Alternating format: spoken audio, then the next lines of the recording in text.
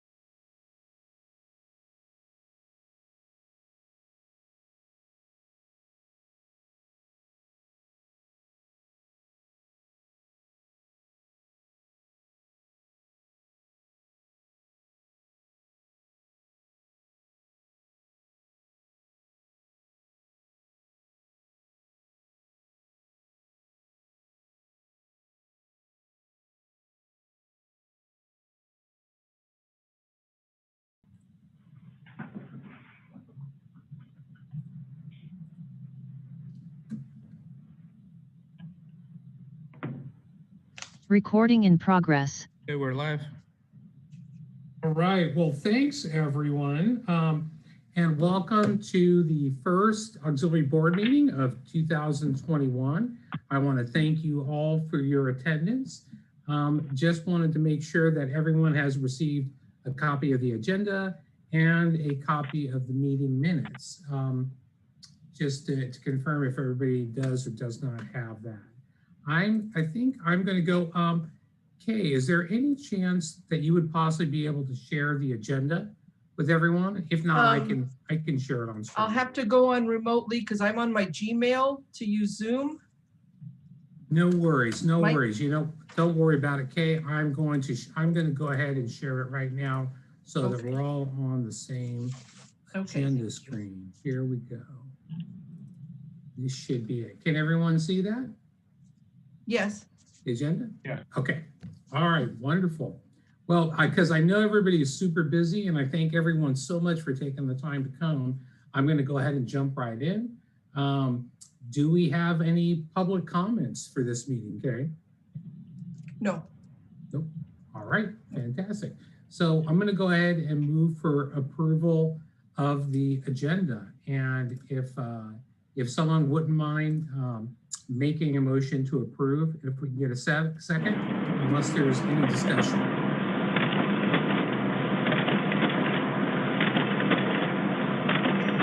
I'll move to approve. This is Jerry. Jerry, thank you, Jerry.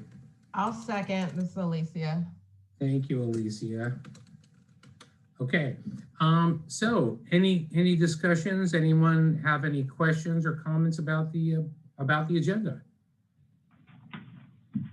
Okay, seeing none, we're going to go ahead and call a roll call vote. Kay, Yes. do you have the list of our participants that do a roll call? Thank you. Yes. Marlene, Aye. Jerry, Aye. Alicia, Aye. Raymond, Aye. and Garrett.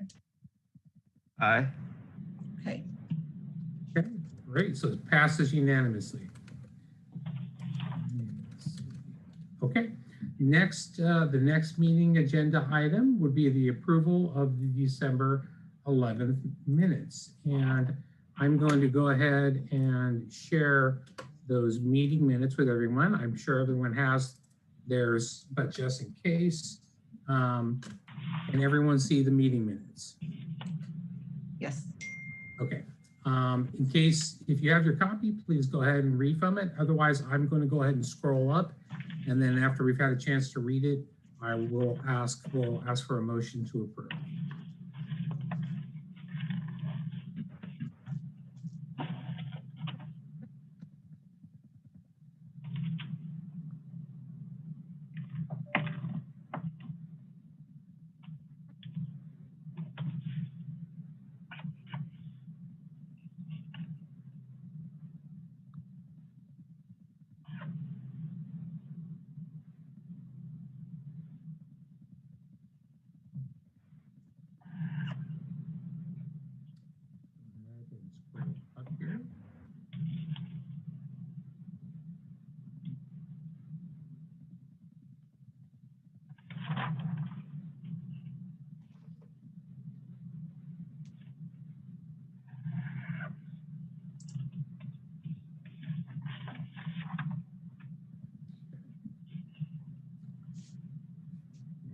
Go ahead and give you another moment here.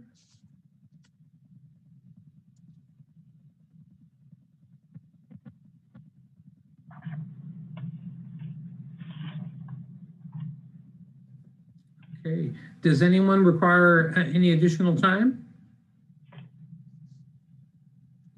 Okay, all right, perfect. So if there are no questions, then I'd like to see if we could possibly get a motion to approve the meeting minutes for December 11th. Motion to approve. Oh, go ahead. Who was that? I'm sorry. It was Raymond. Raymond? Okay. Yes, ma'am. I'll second it, Kay. This is Jerry. Okay, thank you. Sure. Okay. Any further discussion? Yeah, excuse me, any further discussion, questions, comments? Okay, seeing none, I move for a roll call vote. Okay, Marlene, Aye. Jerry, Aye. Alicia, Aye. Raymond, Aye. and Garrett. Aye. Thank you.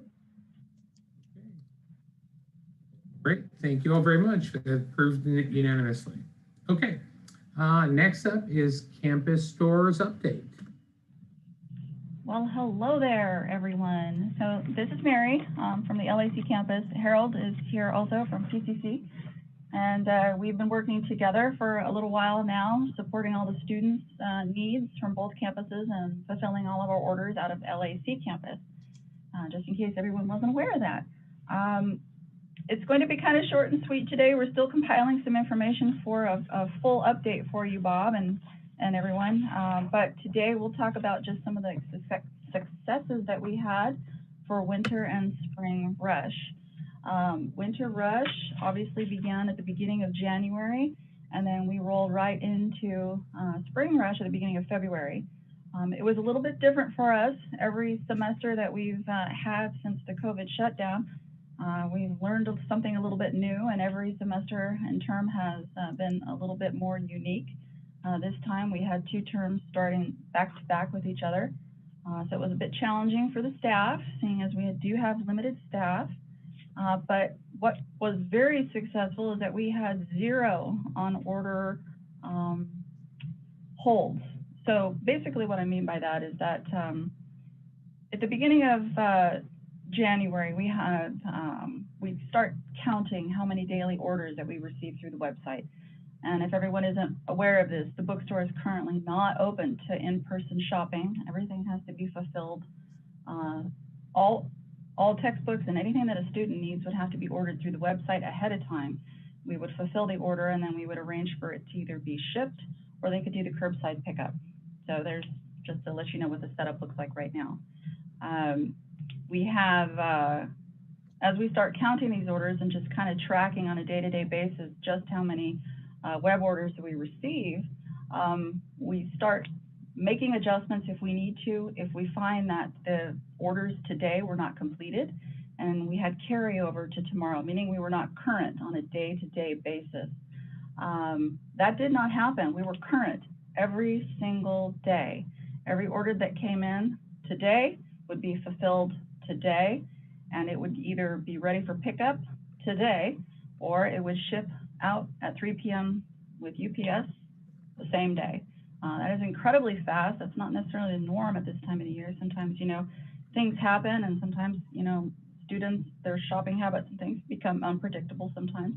And you will have some of that occasionally. And we didn't experience that this time, which was very, very fortunate. Our curbside lines were amazing. Winter, let's see, my winter data is, so for the first part of winter term, winter rush at the beginning of January, the lines, our car line, we only had, I believe it's 9, the peak time was 9 cars in line, and during spring it was 23. We went from 9 minutes to 11 minutes wait time. But there again, it is kind of nice for those folks who are picking up their orders at the curb. They're sitting conveniently comfortable in their car. And it's not stressful for them. They're not waiting in this long line. We're able to socially distance. It was very, very easy. It was a huge success. I would call this this term, the operations, the flow, and how the students were served more of a success than fall. Excuse me, and that was a success. So a couple other things. We did increase our social media presence beginning in December. For me here, that was a little new to me. I am not the most social media savvy person on the planet. And so Harold had to teach me a few things, and I learned quite a bit. So what we did do is we started sending out a post once a week, letting students, just understand that, yes, we're open. Hey, did you get your books? Hey, your books are due. You know, the rental books, time to check them in, kind of thing like that. We did see an increase in our Instagram follow. We went up 147 people on campus are now following us, even more. So we have almost 500 followers now. That's the most we've had. I was pretty impressed in less than 6 weeks. And I know that's not anything to really be, woo, that's not a big number, but it was for me at the moment. So anyway, social media, we are moving forward with regular postings, trying to get more information out to our students and the campus clubs and the other groups out there, just to let them know that what's going on in our world. Any questions so far? I do have a question, or I don't know, it might be a comment, Mary, but first I Sure. would like to say kudos to your followers on Instagram, because I think it's great that you all are attempting, we talk to folks a lot and they're like, well, I'm not really on it, but your program can be, your department can be. And so I think that that's helpful. And so what I want to say is we can also piggyback and share off your things through our student life Instagram and all of that. And then also we have a newsletter that goes out regularly. And so if you all in the bookstore aren't aware, please let us know if you're interested in that, because we can also make sure that information is going out through our Viking engagement that goes out to like 20-something thousand subscribers or something. So just to know that your efforts are seen and appreciated by those of us who are attempting to engage the students in those areas. And we would love to help support your efforts in any way we can. Thank you, Dr. Kirker. We appreciate that, definitely, truly. You know, in normal times, you know, it is the students I find who are super savvy with social media, and I would have them help me. But because we're on limited hours and limited staff, you know, it's been tough. I've gotten an education myself, so but anyways, yes, I do appreciate that. A few of the posts that I did send out to the various clubs and departments and pages and such, they did reshare that, so that is nice, so thank you. One other thing that we did run into this spring is at the beginning of spring is we also had all our fall books come back. So don't know that, yes, we do rent a lot of books. So the first 3 days of winter rush at the beginning of January, we saw 2,100 books returned. The message was students didn't know, and that's a little bit of my fault there. They weren't fully aware that we were going to have limited hours over winter break. They thought the world shut down and they would all just go home. And so they didn't turn in all their rental books. So we had a bit of an operational hiccup there. But so yeah, we had over 2,000 books come back in 3 days, while also fulfilling all of the web orders that were coming in for winter term. So it was for a staff of 7 to be current every day and manage that level of business was really impressive. We had a very, very good team this year, and I appreciate Harold and our entire team, because they've just really done a nice job. And I think the campus really should know that the bookstore is definitely performing for them. And I know that Harold really wants to talk about textbooks, so Harold, take it away. So textbooks, so going into winter session, we had 100% adoptions, which was, you know, very good, but it's easy to contain that because winter is smaller, so we're able to reach out to more professors easily. Adoptions going into spring, we were at about 88%. Looking at that, the course fee from the admissions, there were a lot of courses that were like duplicate courses or courses that were canceled, but we still were missing some adoptions from professors that trickled in after the fact, and that's kind of like the norm with adoptions in semesters. But 88% is still pretty decent. For sell-through for winter, we were at 24%. So not a lot of sales coming through in terms of like online orders. For spring, currently right now we're at 42%. So hopefully that we see a rise in sell-through for spring once the late starts hit. But you know, time will tell on that one. So this semester we actually utilized infographics, and I want to give a thanks to Bob and Stacy Toda on getting that word out to students as they go through these numbers. So we had an infographic that told students how to order, how to place their order, how to pick up the book if they wanted to, or how to get it shipped to them. And they also had the ability to, and they also had on there like our store information, number, email, whatever they needed to do to contact us, our hours. So a fun little stat here. In fall 20, I sent this out to all department heads and just asked them to give this to their faculty and they can trickle it down to the students. Fall 20, we did that. So in fall 20, we had first 2 weeks of online orders, we had 782 online orders. A week out before semester started, we had 439. This semester, I reached out to Bob, and again, thank you, Bob, for this. Reached out to Bob and Stacy Toda, and I asked them if they could send out the infographic directly to students and faculty. And then we saw an increase in online orders. So from fall, we had 782 orders 2 weeks before classes started. This spring, 2 weeks before classes started, we had 1,290 orders, so almost 1,300 orders. And that's about an increase of about 500 orders, which just goes to show, knowledge is power here. We got directly to the students and they knew how to order their books on time or ahead of time. And that kind of helped with, like Mary was saying, with the line and waiting, because it wasn't all at once, it was spread out. So that was a big help for us. And 1 week out, we had an increase of 800 orders. So that was increased to 800 orders. So we had about 400 orders increase. So again, that infographic, Bob, thank you. And Stacy, thank you for getting that sent out. So now with everything moving to online, a big help to our sales this year was First Day. For those of you who don't know, First Day is an online digital platform where students pay for their fees through admissions, through the court, through the cashier's office, and it's the lowest price. It's part of our low-cost initiative. So it's the lowest price they can get their books, either through us or through the publisher. So in fall, we had 38 courses with 75 sections involved in First Day. This spring, we had 41 courses and 110 sections in First Day, which goes to show that teachers are moving towards that low-cost initiative and partnering with the bookstore to get that information to their students. And they get the information on the first day of class. So it's helpful for student success. They have all the material they need first day of class ready to go. They don't have to wait for any kind of shipping or anything like that. We also had a big opportunity to help departments. We had a lot of departments reach out to see if we can help them facilitate purchasing and passing out books to students. We work with Career Pathways, Assurance Learning, and Paramount Unified School District, which have dual enrollment students from their schools to our campus. Long Beach Job Corps, in addition to like EOP&S and the library, which helps get reserved books out to students. So that was a big opportunity for us to help just departments on campus and student success.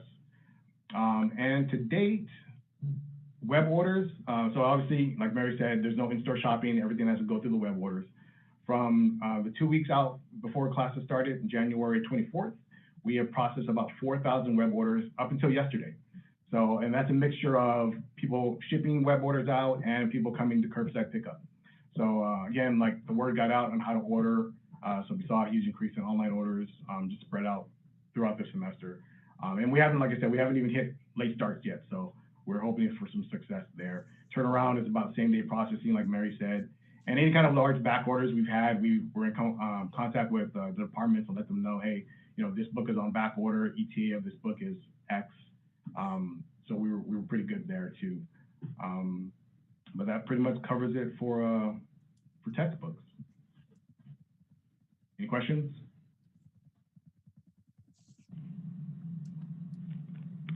No? Harold, thank you. Thank you so much. And I can take zero the credit for the infographics. That was really you and Stacy Toda.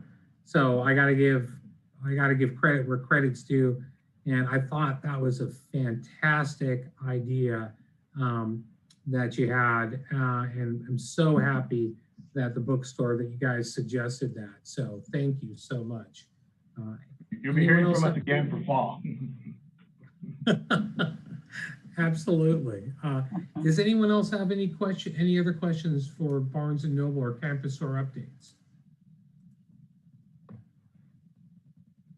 I'm Okay. sorry, real quick, I just want to kind of reiterate once again, just thank you for the efforts. Like I can tell you all have truly been responsive to the feedback, et cetera, from the student perspective and the student experience. And it's showing that faculty, et cetera, are responding. Those numbers, what you said, it went from like 4 something to 1,200. Like that stuff is indicative of the efforts. And so I just wanted to make sure that I acknowledge that, because I know we're always talking about the student experience, et cetera. It's clear in your outcomes that you're getting the responses that you all are seeking, and it's serving students. So thank you all for that. And any way, once again, that student affairs areas can continue to help propel that forward, please do not hesitate to reach out. Yeah. Actually, Dr. Kirkwood, I think I will take you up on that offer, and I'll send that infographic to you as well, just so another way for us to reach the students and get that word out on how to order. Definitely, will do. Just send it my way and I'll make sure Navon gets it so it can get in the newsletter that's upcoming. Excellent, thank you. Thank you, everyone. Thank you. Thank you both. You know, Bob, this is a huge effort. And to have the success that the bookstore has had, there's a lot of people that need to be thanked. But that being said, I think we need to put a bigger spotlight on it. So maybe at the next COVID update, you can share some of those numbers. I think that it's impressive. It's humbling, quite frankly. And there's just so many people to thank behind the scenes that just got creative and innovative and just stood up and did it. So congratulations to the bookstore, Mary, your whole team, and everybody that participated. But I really think that we need to get this to a wider group of folks because they deserve a bigger round of applause. So perhaps at the next COVID meeting, you could share just briefly some of those numbers and just the success of it all. Happy to. Thank you, Jerry. I think that's a wonderful, wonderful idea. And you know, I'm going to get in my plug now. So I appreciate this group and this team and everybody who's seeing this. And this is why I try to really talk up the partnership that we have with Barnes and Noble. They've been at least since I've been here in this role, they've been a fantastic partner. And I am so appreciative of the academic side's support and student services support. And I agree with you, Jerry. We're seeing the synergistic outcomes of these partnerships. So thank you, everyone. And Jerry, yes, I will have that data for the next meeting. And Bob, we'll send out a write-up to you just so you have all that information as well. Oh, love it. Thank you so much. That'd be great. Thank you again, everyone. It was very kind. Thank you. Okay, food services. Mr. McDonald, have not seen you in some time, and it's wonderful to see you, Dave. It's wonderful. It's wonderful to be able to participate in this. Can everybody hear me? Yes. Yep. Oh, fantastic. It's good to see everybody. I don't have anything to report other than we're waiting for the campus to invite us to come back. I'm trying to keep my team together, but everybody's doing what they can. And when the time comes, hopefully sooner rather than later, we'll find out who's coming back, and you know, we'll probably have opportunities for some new people.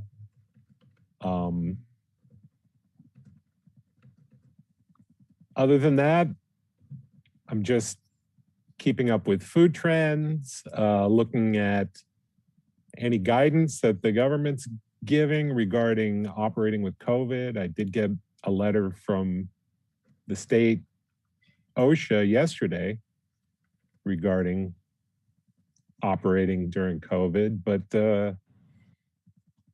other than that, we're hanging tight and waiting for the campus to invite us back.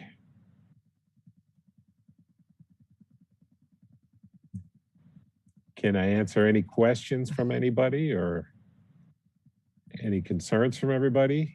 You know, I'm still here, I'm still around. I still check my email several times daily.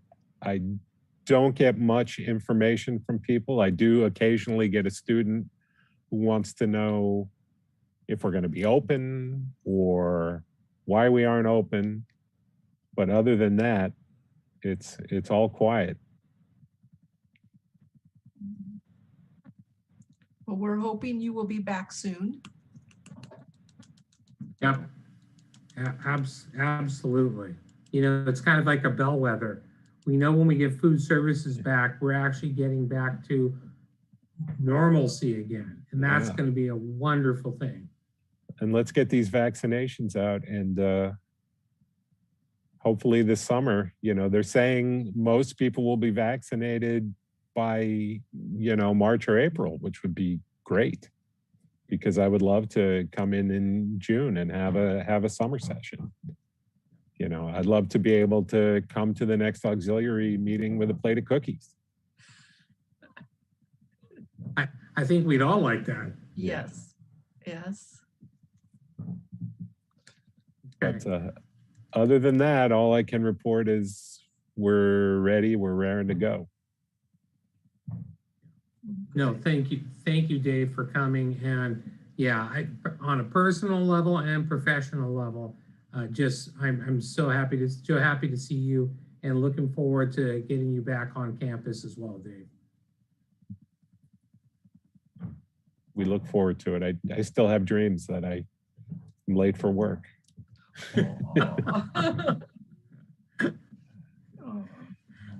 All right, great, thank you. You're welcome. Dave. Okay, next on the agenda, we have the financial reports, and we have Elise from fiscal to present. It's actually going to be Cindy Oh, Yes, Cindy. today. Ah, It was supposed to be Elise. Go ahead, Cindy. Yeah, I know that the last meeting I talked about Elise presenting for the rest of the year, just so she gets, you know, some great practice in doing it. But she had some priority things to do today, so I was attending the meeting anyways. So I figured I would just go ahead and go over the financial statements. Can I go ahead and share my screen? Yep. Okay.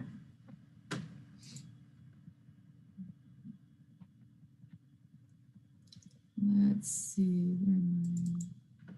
And Cindy, we are thrilled to have you presenting. Well, thank you. Oh shoot, I think I just messed up. Let me try this again. There we go. All right, I believe you can see my screen now. I'm going to go ahead and open up the financial statements. The ones I'm sharing today are the available balance report, the profit and loss statement, and the trial balance. These are the ones we normally share at this meeting for the auxiliary. This is our available balance report, and what it shows is all the expenditures that are running through the auxiliary. This report actually is through the 7th period, which is from July 1st, 2020 through January 31st, 2021. As many of you know that have been in this group for a while, we only post salaries every quarter. So all the salaries here are for the first 2 quarters up through December 31st. And you can see so far we have $230,292.83 in expenditures. Cindy, I apologize, and it might be mine. My screen is frozen and I don't see the report open. No, I think what it is you have to open the report and then share your screen, because we saw your email before you opened the attachment. So now you have to reshare with that actual document open. Okay. So stop sharing that and then now reshare click on the one you want us to see. Thank you, Alicia. No problem. There you go. Yeah.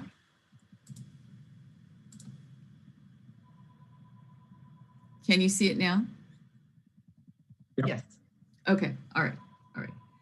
So here you go. This is what I was talking about. This is the available balance report, and it shows our expenditures so far this year. As you can see in salaries are the part of the first part, $30,161.44 as you go down. And our total here is a total expenditures of $230,292.83. And this does go through July 31st, like I said.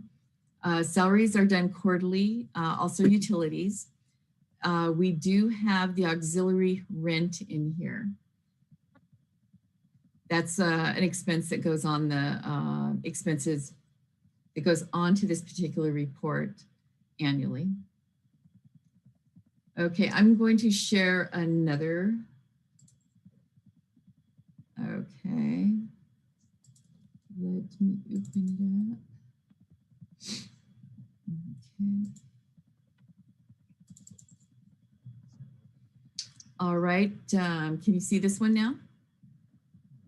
Okay, this is the statement of revenue and expenditures. As you can see, so far, our revenue is $293,456.92. This is through January 31st, 2021. And then we'll go down to all the expenditures. This is just another way of showing all of our expenditures. It also includes our revenue on this one, and it shows our net profit or loss. In this case, it's a net profit of $63,164.09.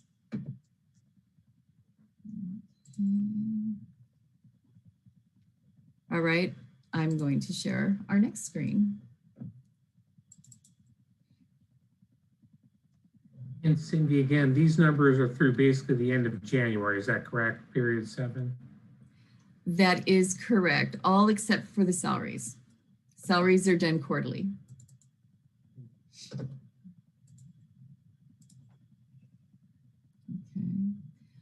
This is our trial balance here. It shows expenditures, it shows our revenue, and then it shows our liability accounts, things like this.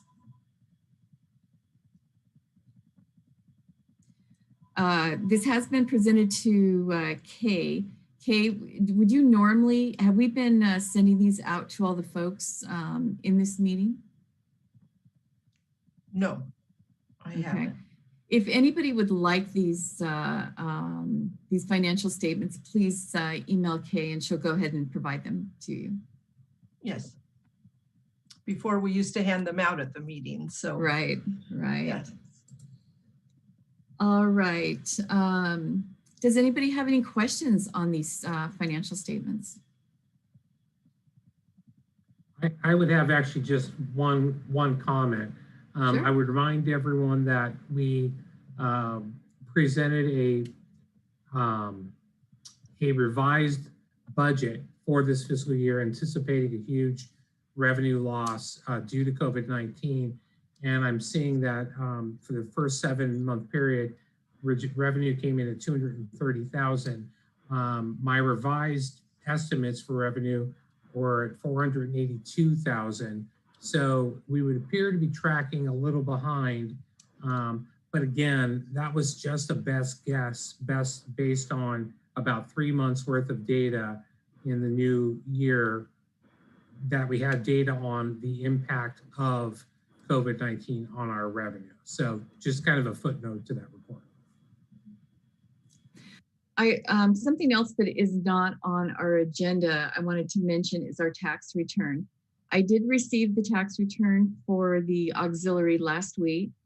I am reviewing it at this time, and once it's reviewed, I'll send it back to our CPA firm that prepares the tax return for the auxiliary.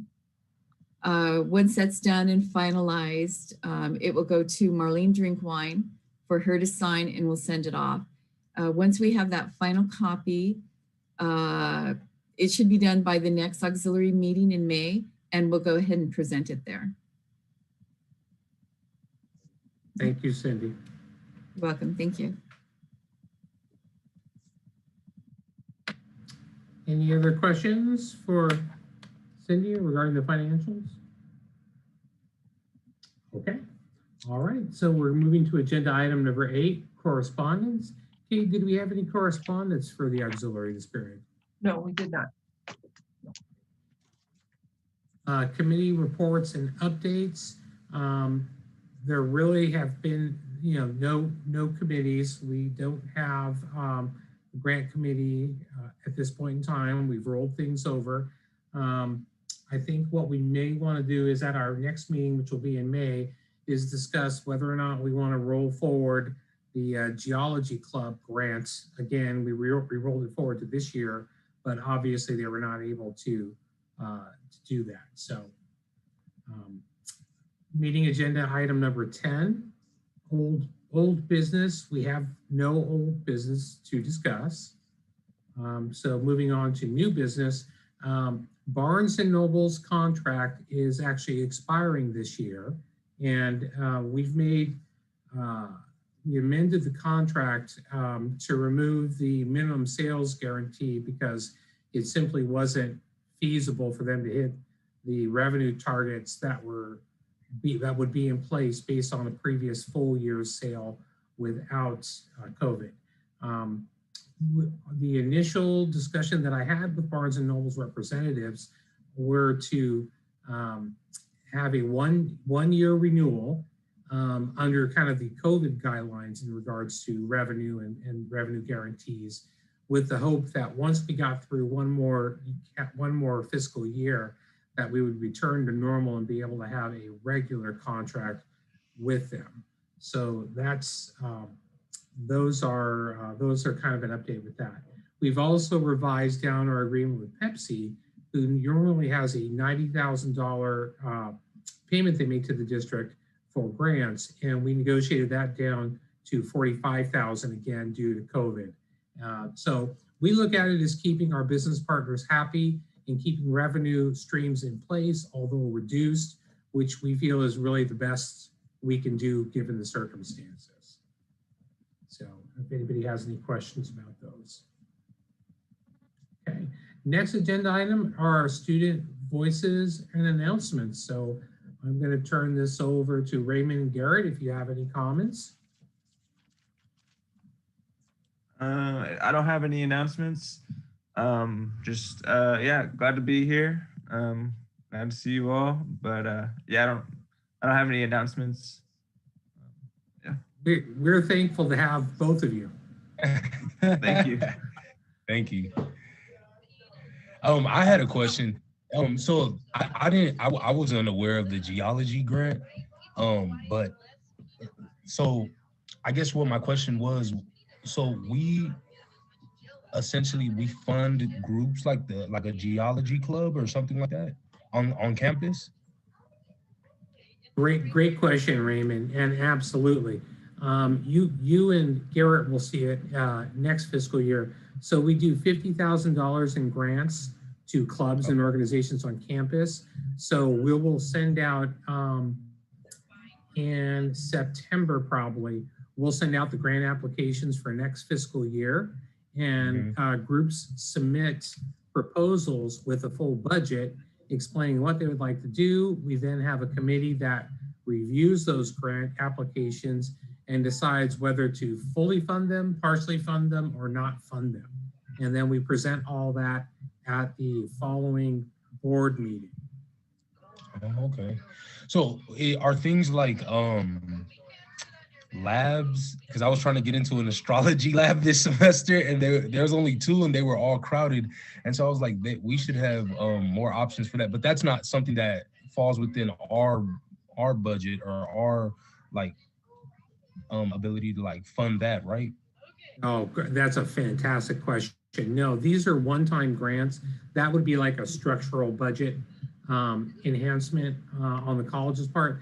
These are one-time grants that we make to groups and organizations. But let me give you an example where something would actually help a situation like that. So we've had multiple requests for grants for, say, like biology equipment, microscopes, slides, anatomy and physiology equipment, things like that.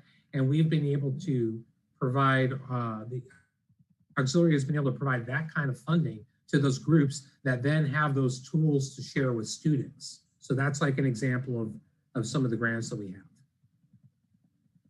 The grants themselves, when people apply for those grants, are those grants only coming from like college clubs or clubs that are on campus, or can it be like a particular group that, say, a group of students got together and said, hey, we think this would benefit us in our study or our college experience at LBCC, could we apply for a grant? I see Jerry. Jerry, jump in here because you have a lot of great history. Yeah, Jerry's the expert for years. Because I'm old, is that what you're saying? No. No, I'm teasing you. So if a club or an organization applies for a grant, they would have to be chartered through the ASB, so following ASB protocols, or it could be a department on campus that, through their faculty apply for things that enhance labs and that sort of thing. But it could just not be a group of folks. So you're going to have to be attached to something either through the ASB, their protocol, their approval process for clubs that are in good standing, that sort of thing. So that's what we would do. It wouldn't just be, you couldn't be like an independent contractor, so to speak, and just be doing something on the site. And if you do have a good idea, and let me circle back to your lab comment, you should mention that to instructors, and this will be next fall, of course, that they should be on the lookout for the auxiliary grant. This is funded kind of from auxiliary, but through Pepsi's generosity. And encourage your faculty to apply for these grants. And just to follow, oh, sorry. And just no, that's right. I just didn't make sure did I answer your question? Oh, no, yeah. Okay. Thank you.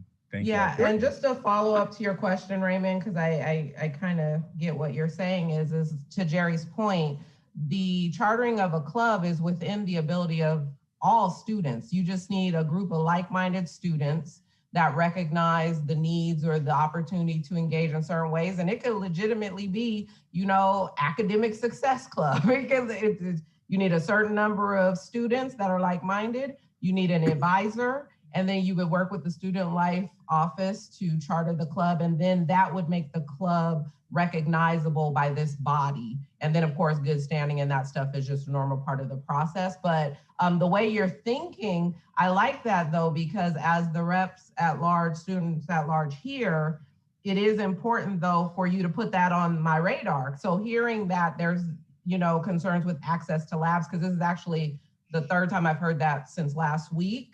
That's important for us to know so we can bring that back to the appropriate bodies. So please don't stop asking those questions, because that's exactly why you and Garrett are in this space, because you're also learning as well, but you're also planting seeds for us who are in those spaces to bring back the voice of the student. So thank you for those questions. Very good questions.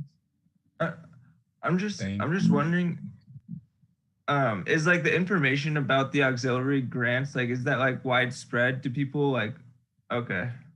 Yeah. It usually goes out an announcement in the loop, and it goes out, so clearly faculty get it. I know we promote it to the new faculty cohorts, although this year's a very small cohort, but in the past we've promoted it to the faculty cohorts, and they've really had a great opportunity to do it. I'm thinking of Patty Villela, who bought, what was it, Bob, that she bought the bones and things that could go to the LAC and PCC labs so that students would have access to them. And so they've been faculty have been very active, and then we also do it through the ASB.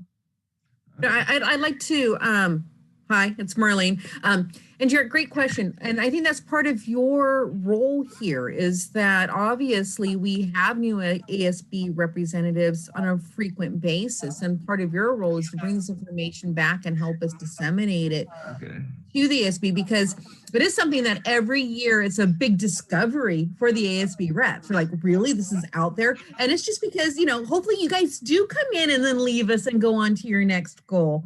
But that's part of your role, is to bring this back. And once we give you those dates, to take it to ASB and tell everybody, remember, apply by this date. These are the rules.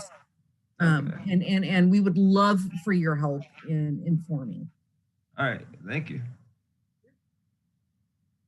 This is why I turn it over to the subject matter experts. I'm sharing on my screen, Garrett and Raymond, a report from the 2019-20 Auxiliary Student Success Grants. So you can kind of see some of the things that were funded. You know, animal cell, male muscle, torso, skin model, heart model, digestive tract.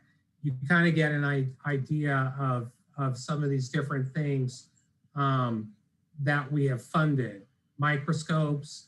So to the point of everyone here, we also try to go to the ASB when things are normal. We go to the ASB meetings and speak to the board to get the message out there.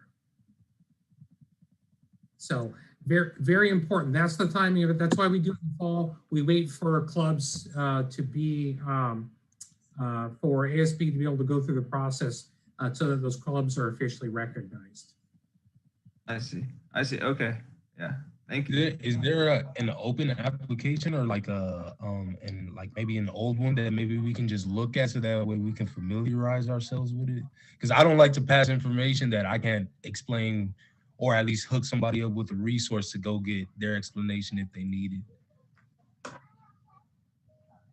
I knew we got some really good student reps this go around. They are both superb. I'm loving it.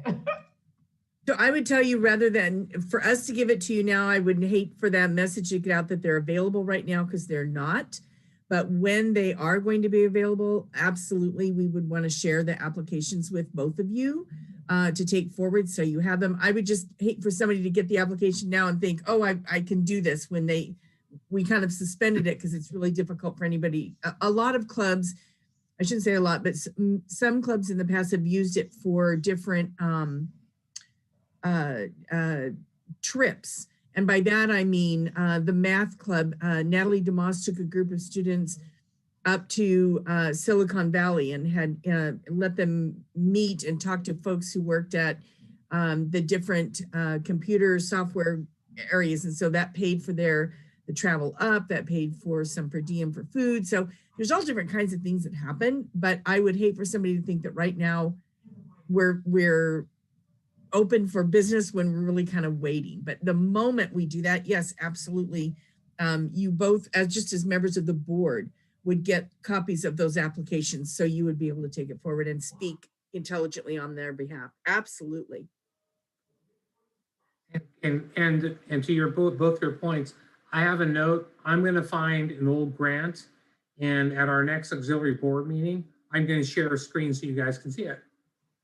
And to Jerry's point, we get really protective about grant forms getting out there, because we have had individuals who thought that it was open term, and they'll apply, and they're very discouraged when they find out that it's not the term. But I'll find one of those forms so I can show both of you at our next board meeting. Thank you for asking that question. Okay, moving along. Item number 13, member comments. Bob, I just have a question. Sitting in the COVID groups with you and Marlene, which have just been amazing. It's been amazing. As we think about, and I think it's premature right now, but I want it to be on our radars as we think about opening Wi-Fi spots in the future for on campus for students.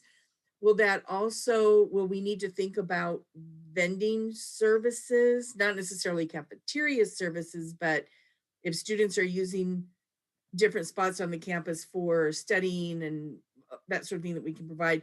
I don't think we have an answer now. I'm not expecting one, but I just hope that isn't lost in the conversation as well. Clearly, we're going to have to, I'm a good student of Marlene. I listen when she speaks. So, one thing kind of leads to one thing. So it's not just, Wi-Fi either on spots on the campus or in the parking lot. But then it's going to be bathrooms, right? I mean, all the things that just happen if you're sitting in your car for a long time, the services that you might need. So again, just not now, but as we continue to look toward what reopening in stages might look like, that might be something for us to just be part of the conversation. If I may, Bob, respond to that, Jerry, as always, you live in my brain. I'm not sure. I thought it was already full, but you occupy a corner of it. Very small piece, Marlene. And I will share, we haven't made the broad announcement yet, but we are convening a reopening task force.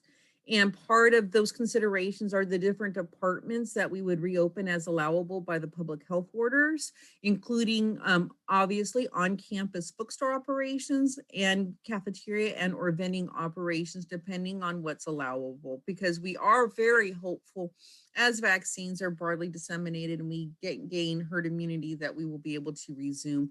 Although I would still anticipate masks and social distancing for quite some time, but that is definitely on the radar. And so I wanted to share that with this group, that included in those considerations would be the bookstore operations as well as the cafeteria operations.